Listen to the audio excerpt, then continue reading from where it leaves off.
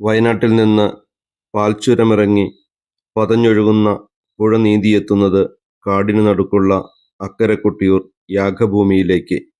ദക്ഷയാഗത്തിൻ്റെ പുണ്യഭൂമി അക്കരെ കൊട്ടിയൂർ.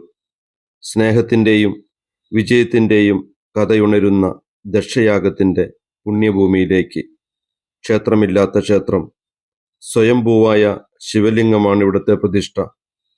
ഓരോ മനുഷ്യനെയും അവരുടെ വ്യത്യസ്ത കൂട്ടായ്മകളായ സമുദായത്തെയും കൂട്ടിച്ചേർത്ത് വിളക്കി ഒരുമയിലെത്തിക്കുന്ന യാഗഭൂമി.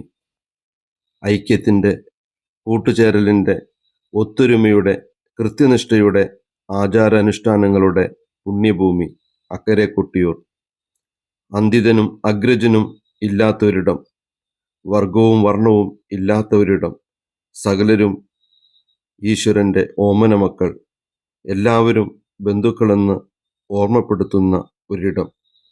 ഒറ്റയല്ലൊറ്റയല്ലൊറ്റയല്ലെന്ന് ഒത്തിരി തവണ ആവർത്തിച്ച് മൗനമായി നമ്മെ ബോധ്യപ്പെടുത്തുന്ന അക്കരെ കൊട്ടിയൂർ.